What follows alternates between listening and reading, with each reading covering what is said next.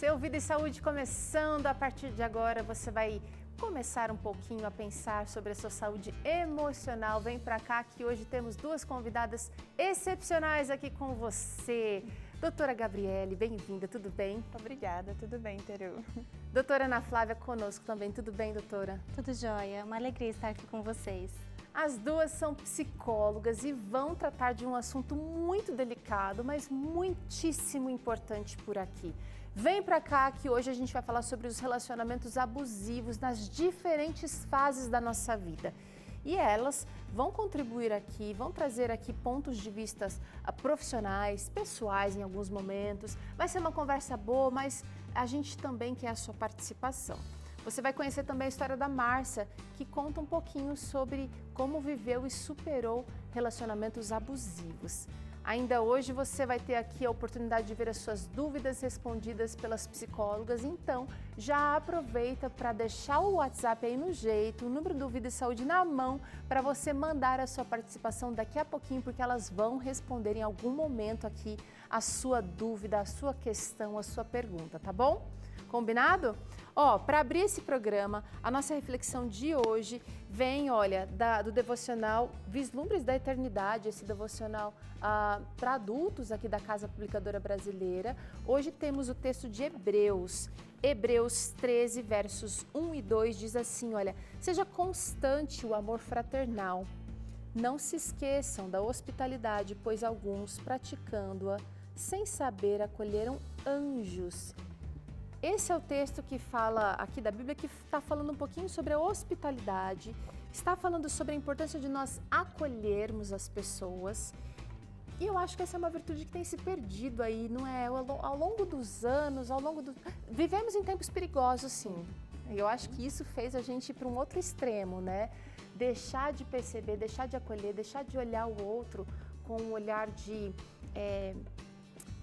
querer bem, de fazer o bem. E a palavra de Deus está dando aqui para a gente hoje um alerta, que a gente possa estar atento e abrir o nosso coração, abrir um sorriso, abrir a nossa casa quando possível, que a gente não se esqueça de que podemos estar ali sim, recebendo anjos, assim como alguns personagens da Bíblia o fizeram. É Vida e Saúde começando aqui na sua telinha, a gente vai ali em 30 segundos, voltamos com esse assunto importante, relacionamentos abusivos, aqui para você daqui a pouquinho.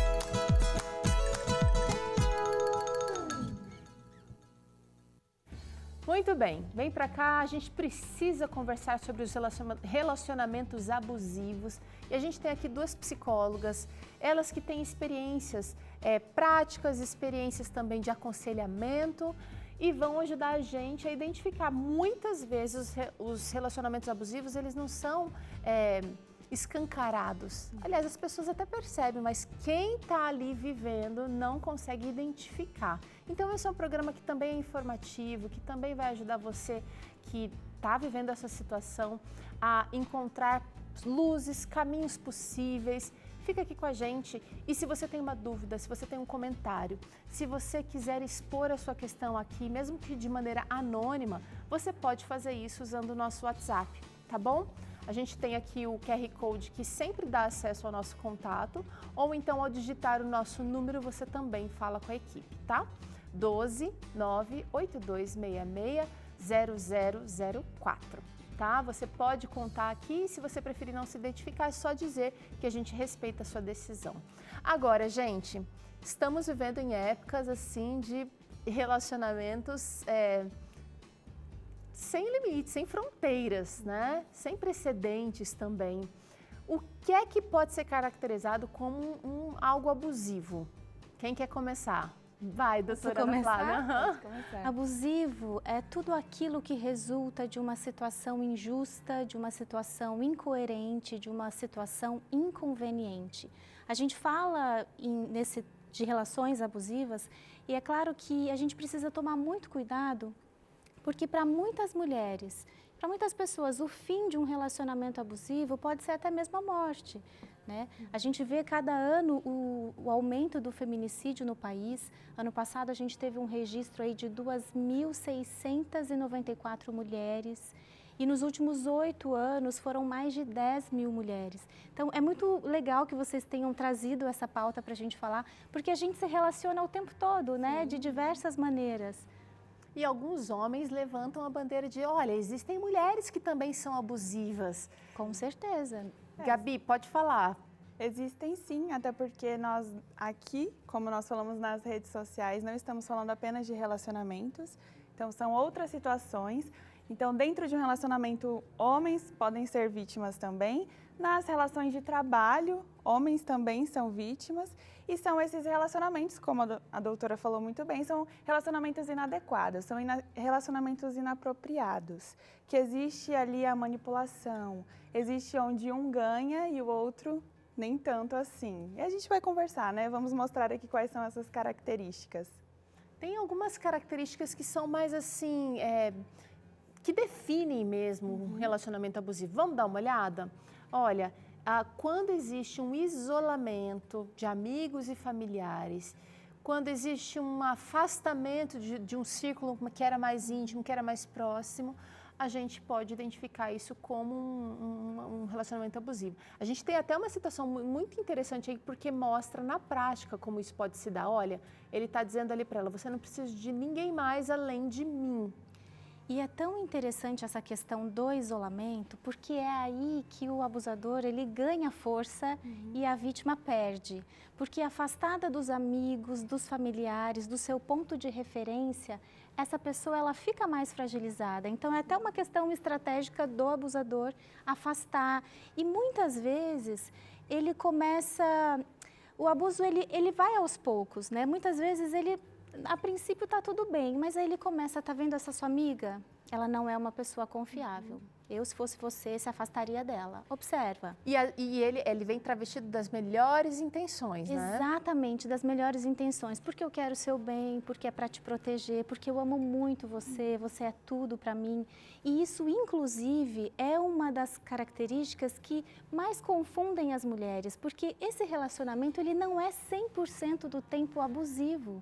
Existem coisas boas também. Sim. E muitas vezes é o que prende essa mulher, essa pessoa num relacionamento abusivo.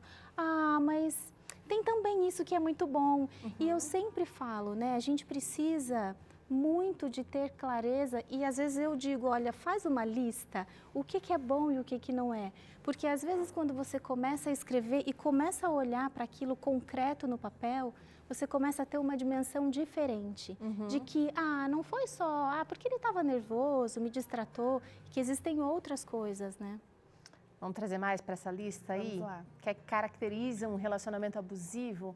Olha só, o desrespeito pela individualidade. A gente está vendo aí uma amiguinha falando, você é estranha, tente ser mais normal, como as outras pessoas.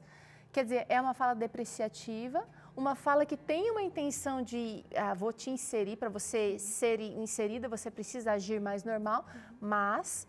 É a manipulação, né, Teru? Então, você deve ser do jeito que eu gosto, do jeito que eu quero.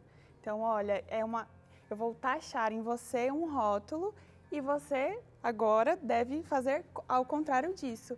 Ah, mas você, que burrice, você não sabia que era diferente? Ah, mas por que você fez a comida dessa forma? Você não sabe do que eu gosto? Então, o jeito da pessoa, ela não serve. Só serve aquilo que é bom para mim, aquilo que me agrada. Agora, doutora, nem sempre isso começa assim, dessa maneira.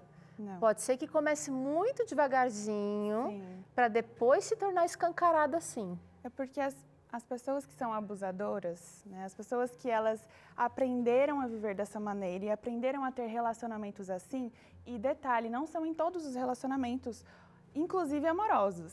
Então, eu posso ter um namorado abusivo que, se namorar outra pessoa, ele não será dessa forma.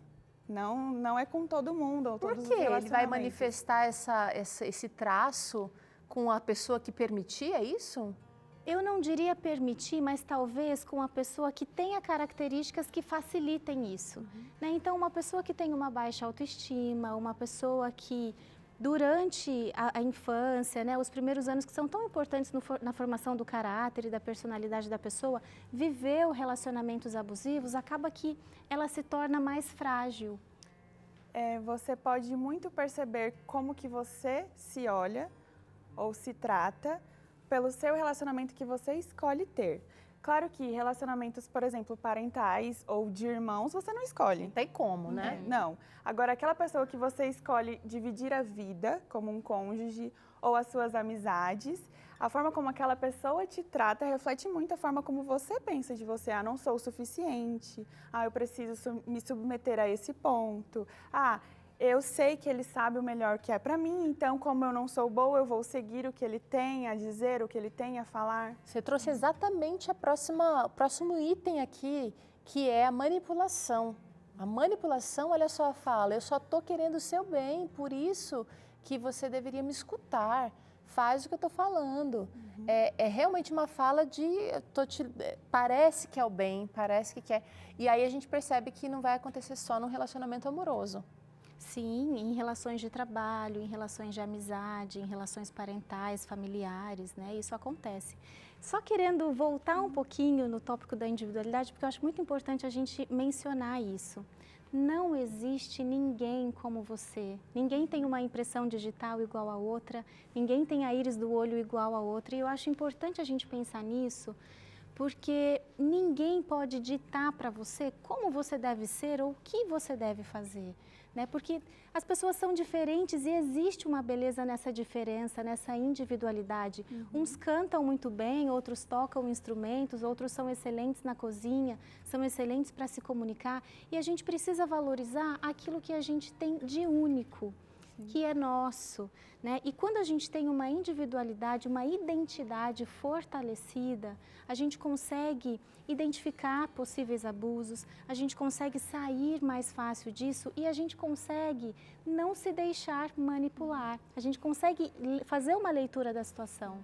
E aqui nós não estamos falando, claro, de pessoas que querem o seu bem, que dão conselhos e sugestões para o seu crescimento. Então, dentro de um relacionamento, qualquer relacionamento, mas principalmente o relacionamento conjugal, é importante você escutar o que o seu cônjuge tem a dizer, porque ele percebe de fora. Mas é diferente quando ele quer mudar aquilo que é a sua essência ou quer fazer as coisas para o próprio agrado. Ah, não, você não pode fazer isso porque eu tenho muitos ciúmes. Tem gente que acha que ciúmes é sinônimo É uma vantagem. de amor.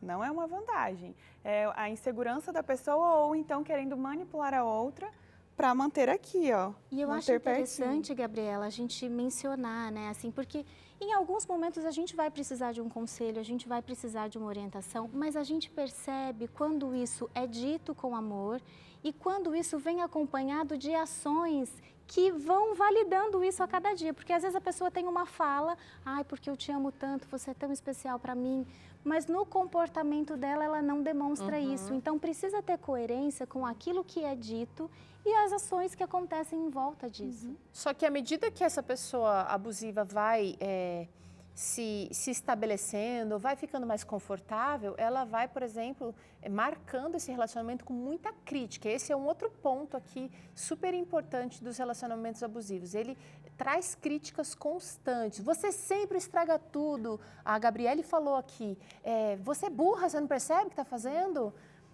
E depreciando mesmo essa pessoa, o outro. É desestabilizar emocionalmente. Então, eu vou usar todos os meus recursos. Eu vou humilhar, eu vou expor, eu vou taxar, eu vou falar palavras que são desagradáveis. Então, não é um conselho para, olha, o que você acha de fazer dessa forma? Não, você é assim, não é o seu comportamento.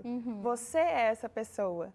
Não é você fez dessa forma e pode fazer dessa outra. Tem diferença, né? E está super ligado com o próximo ponto aqui, que é justamente a transferência da culpa.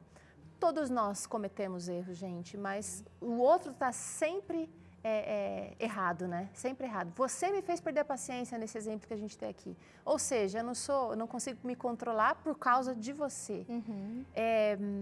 Essa transferência da culpa, ela acontece muito.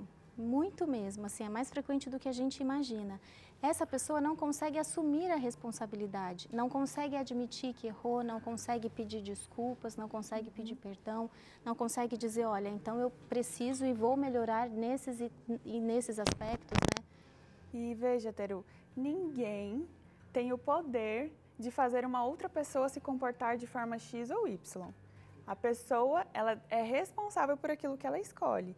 E lá na Bahia a gente fala muito assim, que está virando a bandeja. Ah, você está virando a bandeja para mim agora. Sim, manipular tem esse processo. Então, ok, você colocou ali os pontos de onde eu estou errado, mas eu manipulo de uma forma que aí você pensa agora que você está errada. E, lá na Bahia é virando a bandeja, que virou o jogo. Ah, você está virando o jogo. Legal.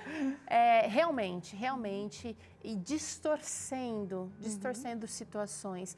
Ainda existe um outro ponto aqui que os abusadores usam muito, que é usar o silêncio como uma forma de punição.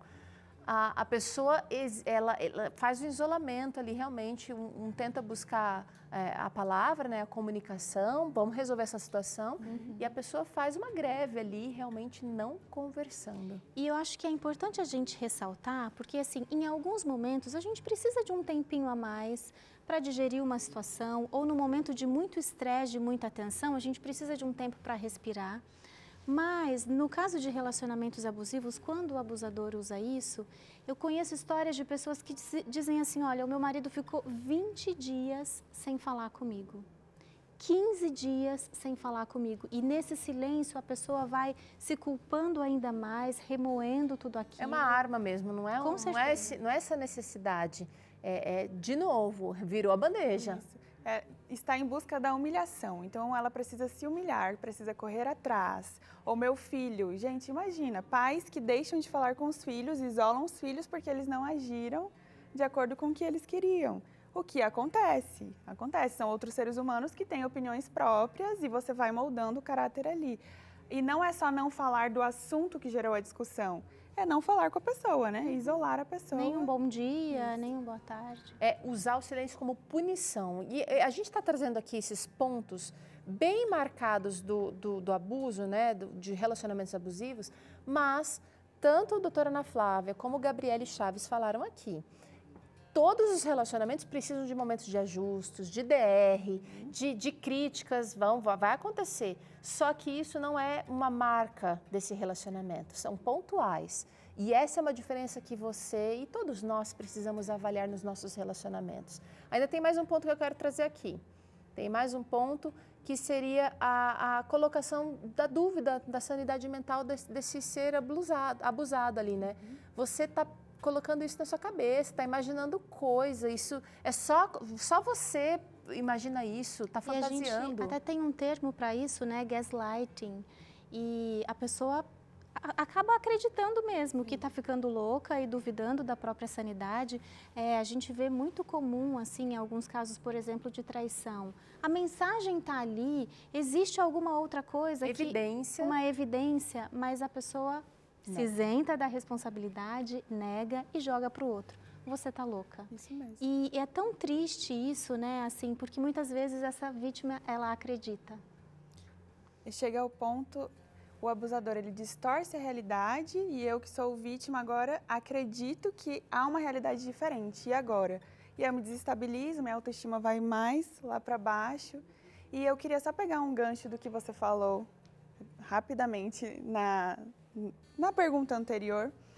Você estava aqui falando sobre... repete o que você estava falando, você lembra? Sobre agora, na última? Uhum. Falando que as pessoas que discutem, né, e acabam trazendo... Sim, lembrei. Então, a discussão dentro de um relacionamento ou você ter divergências de opinião, isso é saudável.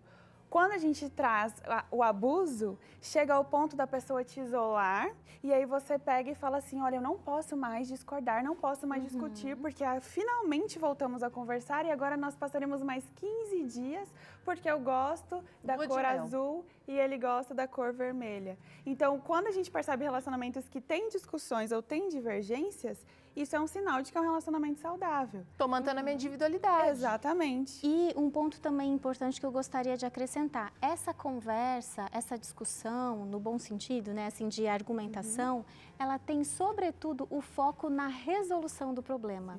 O foco não é você fez isso errado, você não sabe. O foco não está em depreciar a outra pessoa, mas entender o que aconteceu e juntos buscar uma solução que seja boa para ambos. Com respeito, claro. Claro. Olha, estamos aqui definindo aqui os relacionamentos abusivos. Tem muita coisa para a gente falar. A gente vai falar sobre os tipos de abuso existentes. A gente vai conhecer a história da Márcia, que vai contar um pouquinho sobre como ela superou relacionamentos abusivos. E ainda você vai ver a doutora Gabriele e também a doutora Ana Flávia respondendo dúvidas que vocês vão trazendo para a gente ao longo desse programa. Combinado?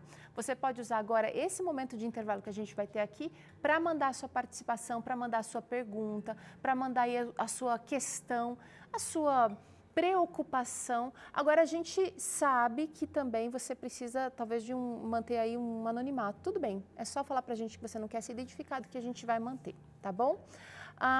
É o seguinte, a gente está no mês da doação dos Anjos da Esperança e a campanha é Convide um Amigo para essa missão, você sabe, né? Já convidou sua amiga, seu amigo? Eu quero que você saiba agora como você pode participar e a gente se vê no próximo bloco.